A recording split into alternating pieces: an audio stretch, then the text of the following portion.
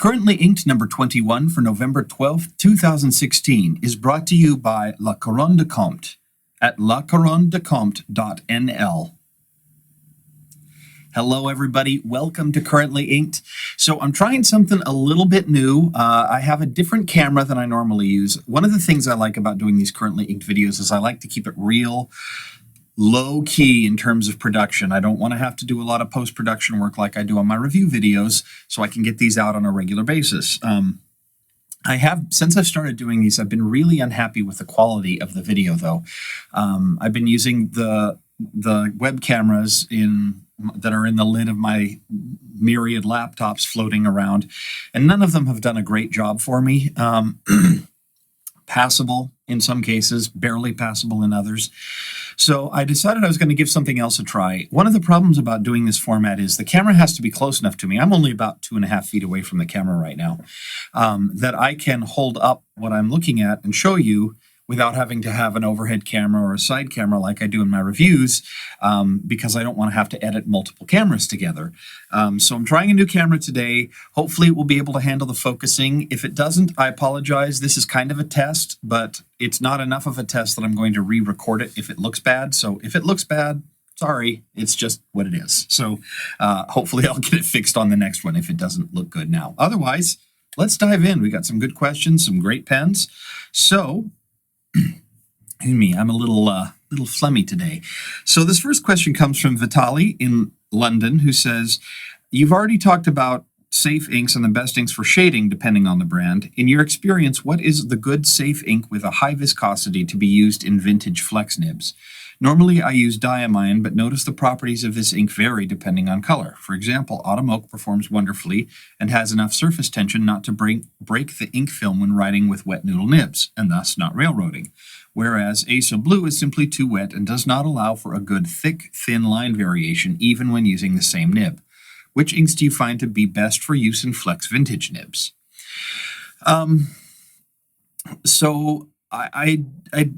It's funny, I feel like I say this a lot. I don't know that I'm going to be able to answer that fully. Diamine is one of my go-tos when it comes to vintage nibs, regardless of the color. Now, I don't have Ace of Blue. I haven't tried that one. But I can see different colors having different properties and different viscosities and thicknesses. So I can see that certainly having an impact. For me, I usually go to Diamine and Sailor are the two that I tackle first. I like Sailor inks a lot. I'm trying to think. I haven't done a lot of flex writing in a while, which reminds me, there's a couple flex pens in my collection I need to ink up and start using. I haven't used them for a little while. So I would say that, a lot of I generally tend to go toward inks that shade a lot whenever I use a flex pen, because that's like part of the best part of using a flex pen is the shading. So I use Ackerman number 28 a lot, Sailor Gentle Apricot, or the new one, the Kin Mokuse, I apologize, the new orange color, stuff with a lot of shading in it, because I like that from my inks. And for the most part, I haven't had a lot of problems with the inks railroading. It generally tends to be the nibs in my experience, but that's just my experience. So I wish I could give you a little bit more info, but I would say if you haven't, try the Sailor inks, try the Mont Blanc inks. Those might work pretty well for you too, and see how those go. So there we go. All right, grab the next question. This one is from Sagar in India, who says, a few episodes ago, you had received a Bril ink package, or a package of Bril ink from India. Have you used it yet? If you have, please let us know your opinion about them. So I have. I inked one up actually last night for the first time. Haven't used it a lot. The color that I got, I used the turquoise, was not quite what I was expecting. And I need to play around with it a little more before I'm ready to render a full verdict. But I will say I had a very interesting experience. I inked the pen up, filled up the converter, and I sat there and I watched the ink drain out of the converter back into the bottle. I actually watched it. It took about 15 seconds. So this is a very watery ink compared to what I'm used to. I've used this pen before with other inks and never had that problem. So and I re-inked it back up and it stayed that time. So I don't know what the deal was in that particular case. It was kind of an odd thing. I've never had that happen to me before. But I'm still unsure. I haven't used it enough to know for sure, but I suspect in the next week or two I'll have more information about it, and I'll probably be talking about it in the future currently inked. So there you go. All right, pens. Excellent. Okay, so the first pen today is one I reviewed, I think, last season. This is the Caris Customs ink. This is in the olive color, and I don't know that they get this color a lot anymore with the copper section.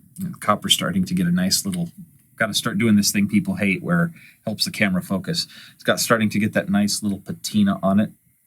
I haven't inked this up in a while. I was like, I need to ink this up again because I remember liking it a lot. I still do. Love the finish on it. The finish is still pristine. I inked it up last night, was playing around with it, and I think I'm going to do a little bit of adjustment work on the nib, just wetten it up a bit, make it a little bit wetter. It's still very smooth. It's just a little on the dry side for my tastes. And that also may be the ink, because I put a new ink in it this time, one I've never used before. I bought several of the new Sailor Gentle inks, and so the one I inked this one up with was the new Sailor Gentle, I've just got to read it here, Rikucha, just kind of this dark khaki color. Very interesting color. I think I like it, but again, I just inked it up a couple days ago, so I'm still getting to know whether or not I like it. It's a cool color. And I think I'm seeing a little bit of kind of a cool halo of light blue around the outside, which I like a lot. So, again, I don't have a lot of opinion about it other than it's a cool color, and I don't really have a lot of colors quite like that in my collection. But I am withholding any real, yay or nay, I love it, I don't love it, for a little bit later. So the next question comes from Eduardo in Puerto Rico, who says, you are reducing your pen collection. Why? What would be your ideal number of pens, and which pens would be in it? Eduardo, I'm not sure it's fair to say I'm reducing my pen collection.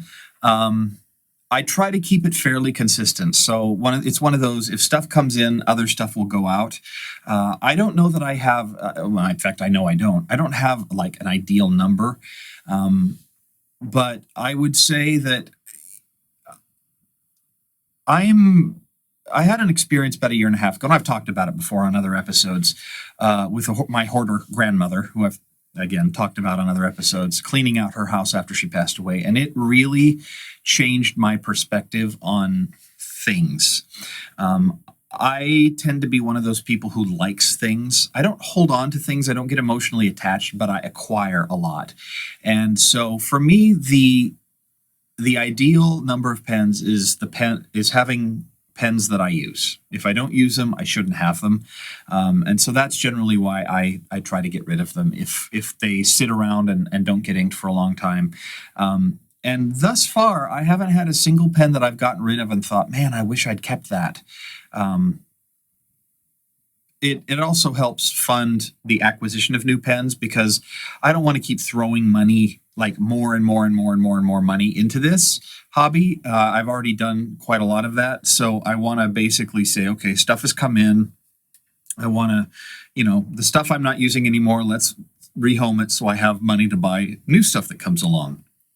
Like the Divina Metropolitan that I showed in last week's video. So I think that's generally why I get rid of pens. It's not to reduce my collection as a whole. It's just to keep it fresh and alive and moving. So I think I've got around 70 to 80 pens total right now. Some of those are pens I keep around because I use them for comparisons and reviews, and I like to have consistency across that.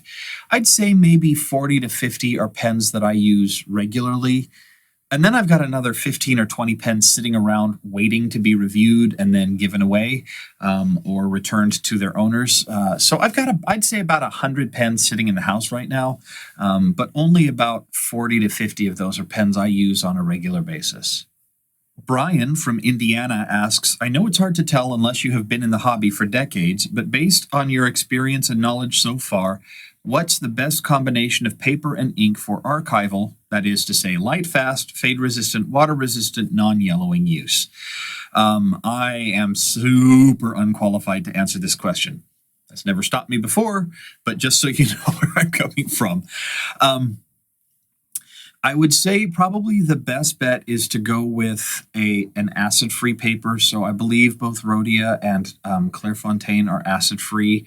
In terms of the ink, and I don't know about Tomoe Rivers. I would say that Tomoe River, as much as I love the paper, and I do, it's what I use whenever I write letters, is not the best paper for archival. First, it's very, very delicate. I'd say it's probably easiest to tear. If it got wet, it would probably be one of the easiest to kind of damage the paper fibers themselves just because it's so thin. So for me, I'd probably go with something like a Clairefontaine or a Rhodia, or even better, something that's a bit more absorptive, something that will grab onto the ink. So something like sugarcane paper or even the wheat straw paper that I use for my currently inked notebooks. Plug. Something like that. So long as it's acid-free and a little bit more on the thicker side, I think thicker paper is better for archival purposes. From all of my journals, I have used, up to this point, I've used Leuchtturm, Rhodia, Franklin Christoph, and Nanami 7 Seas and Tomoe River papers in my personal journals up to this point. I don't write with archival inks or anything like that, but I've been pretty pleased with all of them. I think if I were concerned about archival quality personally, I think I would lean toward the Franklin Christoph with the sugarcane paper, which is very absorptive, or the Rhodia web notebooks, which is acid-free and it's a little glossier though, so the ink might not adhere quite as well.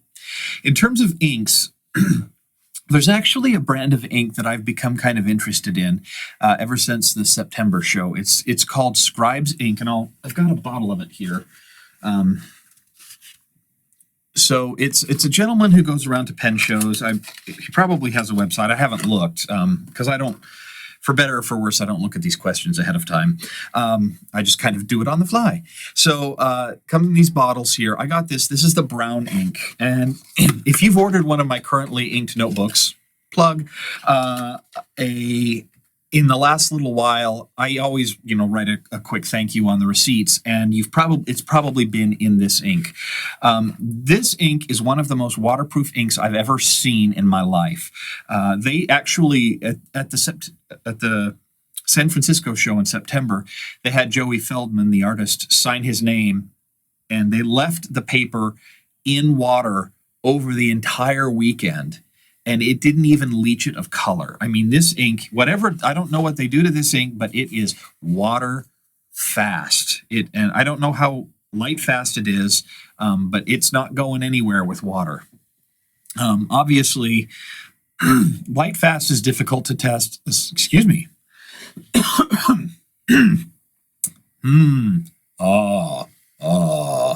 Use my voiceover warm-up exercises. I should have done that. It's pretty early in the morning for me while I'm recording this. I had the day off of work today. So anyway, light fastness is hard for me to test because I don't have that kind of patience. So I don't know how light fast this is, but I would say with any ink, even those that are supposed to be light fast, your best bet is to keep it out of light as much as possible. So for me, find something that is just a wonderful document ink. I'm starting to really like these Scribe inks. They're a little on the dry side, but I think when you start dealing with waterproof inks, you have to, there's some compromises that have to take place in terms of ink performance. Other people, I'm sure, will agree with me. There are other inks. Pigmented inks are probably going to be less light sensitive. Iron gall inks as well. The pigment in iron gall inks or the dye in iron gall inks may fade, but the underlying lettering, the acidic etching that comes from the slight acidity of an iron gall ink would help. But then again, Acid and Archival are kind of at odds with each other, so I would lean more toward a document ink with an acid-free paper and go from there. Okay, so I'm going to bring this pen up again, A, because you know me, I love them, and B, because I actually inked it up this week. So last video I showed you the classic Pens LB5 in the Tairiku Marble white color, and so I have inked it up. I love this pen. This actually, I have to say, is probably the best nib I've gotten on one of these pens. It's a broad, and it is wonderfully smooth. Not sailor smooth, like smooth. Now I like sailor nibs. I can't say I love sailor nibs, but they tend to have a lot of feedback. This does not. This is really, really nice and like matte level smooth instead of sailor level smooth. Like the pen a lot. It's comfortable, beautiful. I inked it up with another one of the new Sailor Gentle colors, one of the new 8 ones that came out in October. This is the Sailor Gentle Yuki Akari. It is a light blue color. I was hoping it was going to be a little more turquoisey and a little less powder blue. I have to say, I am just not loving this ink. It just isn't doing it for me. It's too light. Now, I like this color family, but you can see, let me see if I can find a good example here. So here's this Robert Oster Bondi Blue. That's more the color of turquoise I like. I find this to be just a little too robin's egg, a little too baby blue for my tastes. I find it a little hard to read, especially if you've got a whole page of that writing. So I'm probably going to empty this out and put another ink in here because I just don't see myself using this ink a whole lot. So, all right, back to questions. This next one comes from Joe in New York City. I, for one, am really glad to see you delve into vintage pens more in the review, and I feel like it's teaching most of us a lot of valuable information without us going through some of the headaches individually. Thank you for being our collective whipping boy / guinea pig. You are going to hear a story here pretty quick. A couple, actually. We've seen some of your very successful acquisitions in the reviews, Merlins, Conway Stewarts, and the like. Yes, the Merlin 33 was a very cool acquisition. I liked that one. I don't have it anymore, but I liked it. Can you share some hard lessons you've learned, especially for those of us buying online? So my big takeaway, if you're going to buy vintage pens online, is don't spend so much money that you're going to be heartbroken if what you get doesn't work. I mean, you have to be willing to say, this is a gamble. I'm throwing this money out there. I may get a piece of garbage in return. And if you're not willing to take that risk, don't spend the money. You know, if you're on an auction site and you're bidding and you're thinking, man, I'm going to be like heartbroken if this comes back and it doesn't work, don't spend the money.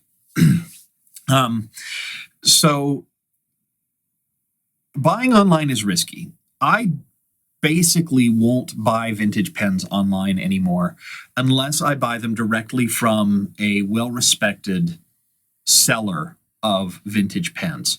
A lot of the people on eBay, for instance, who sell vintage pens throw terminology out there, but they don't know the community. They don't know the specifics. They'll say it's ready to go. It's fully functional. They've never inked it up. They'll say it's in near mint condition or like new condition, and it's covered with micro scratches. So you have to be a little careful about buying online. I will occasionally go online, but if I see the bidding going up, I'm out most of the time. There are a couple cases where I've gone further than I ought to have. One time it was much to my benefit. The other time I basically threw my money down the toilet. The time that worked out was the Waterman 7 with the red nib. I paid about $350 for it, which was a lot more than I've ever paid for any vintage pen ever. And it didn't work out for me. That one did, but the other ones I've used haven't worked out either.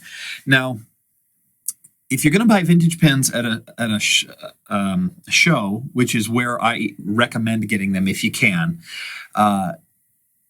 then it's on you to really investigate the pen. And I got burned twice, not burned. I had a less than ideal experience. Let me put it that way, twice. When I went to the DC show, I got 2 vintage pens at that show because I wanted to start getting into vintage, and I wanted more flex pens. One was a Waterman 94 in an olive ripple. The other one was this beautiful golden pearl 1937 Vacuumatic with a flexi nib. And Vacuumatics with flexi nibs are not super common.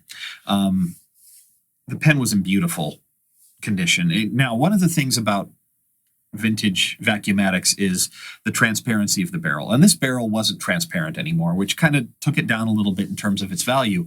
But the exterior was gorgeous, and the nib was really nice. Now, both pens ended up having problems. The seller did a great job, took care of me, absolutely. So the nice thing was I bought the pens early in the show, inked them up while I was at the show. When I had problems, I was able to go back to the seller and say, hey, I had these problems, and he absolutely took care of me, and I've got absolute no complaints. I would buy from him again in a second. And that's the thing about vintage pens. You are taking a risk. You better know that going in. So if you expect to buy vintage pens and never, ever, ever, ever, ever have any problems, you will be disappointed. If you go in, learn as much as you can about what you're buying before you buy it, give it a really, really thorough once over. And I'll kind of give you an example of what happened to me. So the Waterman 94, the seller said, look, I haven't had a chance to look at this. You're buying it as is, basically. If you have any problems, come back and let me know. But I haven't had a chance to investigate it, make sure everything's functional. I found it in the state. So, caveat emptor. So I took it, I filled it up, and the lever box popped out when I tried to fill up the pen.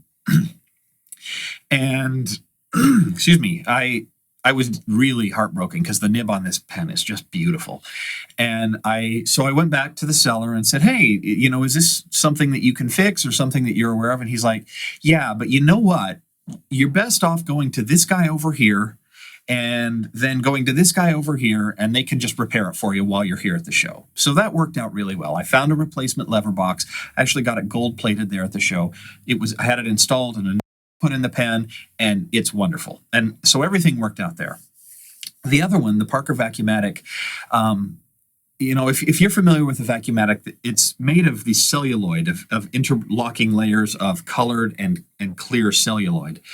And the layers had split in the middle of the section. So the pen filled and everything was great, but as I would write, I'd get this right here on my middle finger where I rest the pen, like this.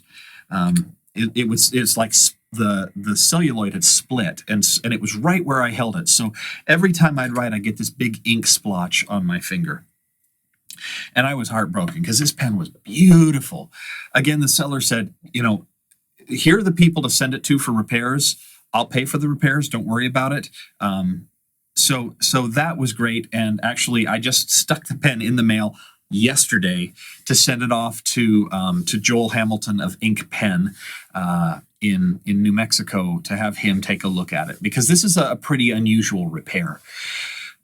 So that was a long-winded way of saying, if you're going to get into vintage pens, be willing to lose the money you spend, be willing to send pens off for repair, or learn how to repair them yourself. That's the way to do it. People who are serious about getting into vintage pens, you need to get the clunker pens. Go find the really garbagey pens that barely work online, spend $15-20 to get these parts bins, and start practicing how to take the pens apart, how to clean them, how to polish them up without damaging them, how to, disassemble them, put them back together, because that's how you really love vintage pens, is if it's a process where you rebuild them. I'm just barely starting to get into that, especially with some very special pens to me. My grandfather's pen, my grandmother's pens. Yeah, so that's kind of an Uber picture. Again, I'm not an expert. I don't pretend to be an expert, especially in the vintage world. I'm still very much learning in that space, but it's exciting nonetheless. Okay, I think now is as good a time as any for us to talk about the sponsor for this episode of Currently Inked. So the sponsor for this episode is La Couronne de Comte. It's a Netherlands-based retailer. I've talked about them before. They've been a longtime sponsor of the Pen Habit, and they have an absolutely stunning selection of pens and inks in their collection. Some very, very high-end down to much more affordable pens. They're a certified Mont Blanc retailer. They carry Bexley, Aurora, Diamine, Delta, some really high ends from David Oscarson, Conway Stewart, Diplomat, Faber-Castell, Montegrappa, classic pens. Woohoo. In fact, I just got an email from someone who bought, they had a purple LB5 from Classic Pens, or from La Couronne de Comte. Just had it shipped over here to the U.S. So their packaging is gorgeous. So they come in these, the boxes are wrapped in this metallic green paper with a white ribbon. And it's just, if you follow pen people on Instagram, you know when someone's gotten a box from La Couronne de Comte, because they always post a picture of the box with the paper wrapping still on. In addition, La Couronne de Comte is offering a 10% off discount for everything but Mont Blanc in their store.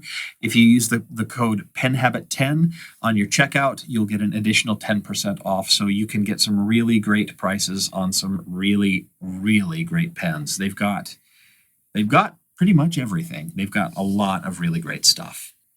And as I always say, of course, if you order something from La Couronne de Comte, don't forget to thank them for supporting the Pen Habit, as I do, as I would like to currently. So thank you very much to La Couronne de Comte for their support. All right. I think another pen is in order, don't you? This next pen is it's a custom pen from the custom pen maker Carl Fischer of Pens. This is another of his Apollo line of pens, or Apollo model. So I bought an Apollo from him in DC, made of this really lovely vintage green lizard skin celluloid. It's one of those materials that's really hard to find. It's pretty expensive when you do find it. So you see it and then people are like, I want that. Well, good luck, because there isn't a lot of it around anymore. And I think he's out. But because of that, he also sent me this lovely white and black swirl pen. He's got a name for it. I'm not going to spoil it yet because I'm doing a full review of the pen, but it's got this really cool, I don't know how well you can see that there, but it's got a really cool red section on it. And he sent this pen to me as a giveaway prize. If you'll allow me to toot my own horn, I have got some really fantastic giveaways that have been going on this season. Y'all have been getting some real nice pens, and this is another one of them. This is a really nice pen. So Fischer of Pens he sent this over to me. I just inked it up recently, and to kind of go with that orange-red section, I threw in another one of the new Sailor inks that came out in October. Yes, I've been trying to go through all of them, so I only got 4 of the new 8 colors because 4 of the colors just didn't interest me all that much. But this is probably the one I was most interested in figuring out. It's the Kin Mokusi. This is the orange, kind of very similar to the old Sailor Gentle Apricot. It's not quite the same, so people who are expecting to get exactly the same thing as Gentle Apricot, it's not quite there. It's really close, but not quite. So anyway, thanks to Carl for sending this over. I just inked it up. The nib on this is so good. So I just inked this up, and we'll be giving it away after the review comes out. So stay tuned to penhabit.com for that. That also, if you're watching this video and are about to fire off an email asking me when the giveaway for any particular pen is coming, just watch penhabit.com, follow me on Twitter, follow me on Facebook. I will always announce giveaways there. I don't always know when the giveaways are coming. They'll come when they come. And I've got so many giveaways going on right now that, or not going on, but I've got so many Pens 2 giveaway. I'm trying to space it out because the last thing I need is to be running a bazillion giveaways at the same time. So just keep an eye out. Everything I said I'll give away, I will give away. It just may take a little while to get there. So, all right, let's grab another couple questions, and then I think we can wrap this one up and go back to the questions here. So this one is from Greg in South Carolina, who said, you recently said you purchased some 18-karat gold nibs from FPNibs.com. What has been your experience with these nibs? How were they out of the box? How do the nib sizes compare to JoWo steel nibs? I know that Edison JoWo gold nibs are wetter and a bit wider than the Edison JoWo steel nibs. Thanks for your help. I really enjoy your reviews and currently inked. So I will say that, I mean, I talked a little bit about this in the previous video. I'll go over it again. Generally, these are JoWo nibs, so the 18K nibs, the 14K nibs are going to be a little bit wetter and a touch wider. Yeah, wider's a little bit tricky.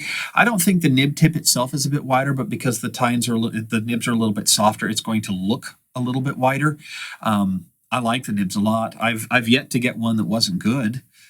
So thus far, I've been really, really pleased with all the nibs I've gotten from FPNibs. I think they're good prices, especially for gold nibs. So if you want to upgrade any of your pens from steel to gold, I think FPNibs is one of the best options out there right now, especially if you don't want branding on your nib, because their nibs come unbranded. And actually, I got an email from Carl Fisher of Pens.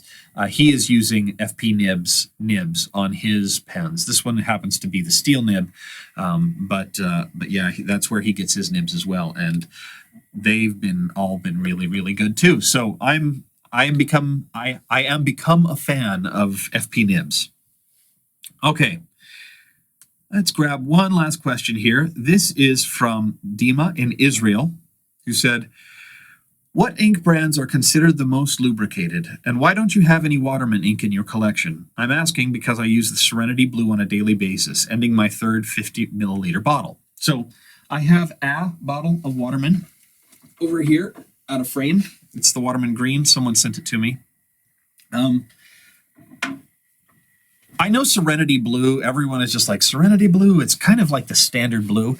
That is the very, very first fountain pen ink I ever bought. I bought cartridges of it from my local Staples, because that was the only thing they had. They had blue and black.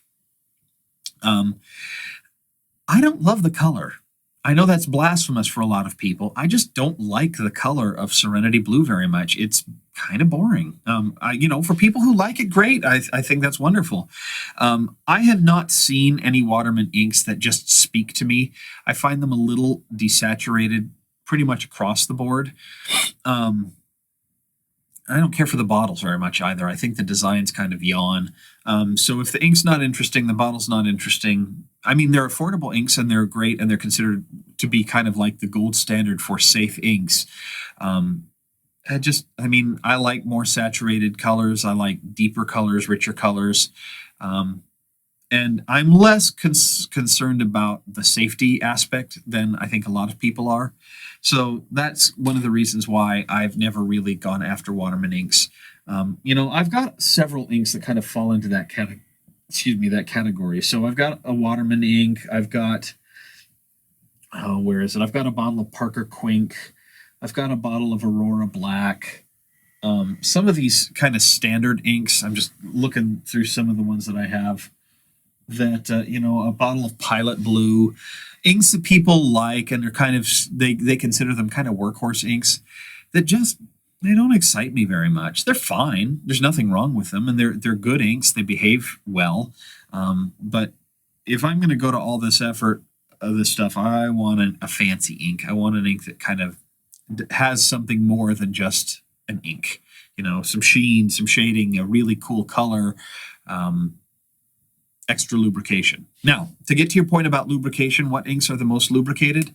What ink brands are the most lubricated?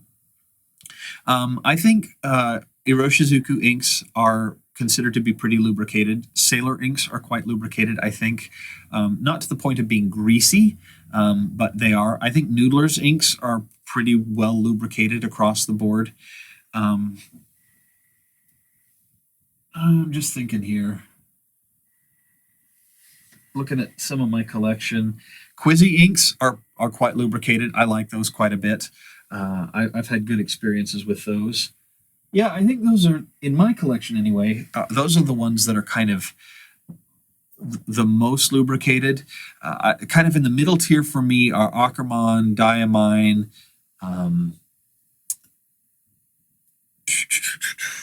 The Mont Blanc and Monteverde inks, and then some of the least lubricated. I'm sorry, I've got so many I have to remind myself of what I've got sometimes. Some of my least lubricated, the Graphon Faber-Castell are pretty dry. Franklin Christoph feel a little unlubricated to me. The Carin d'Ache run a little dry. The Pelikan Edelstein run a little unlubricated. So I think those are my takes on some of the inks. Hot take. All right. Okay, well, I think that is going to do it for this episode of Currently Inked. I appreciate you sticking around if you have. Again, a huge thank you to Le Courant de Comte for supporting this episode of the Pen Habit. Don't forget to use the code PenHabit10 if you order from them, and you can find the link to their web store, the coupon code, and time codes for the different questions in the show notes over at penhabit.com. Just click on the link down in the description below. Thank you so much for watching, and we will see you here next time. Bye.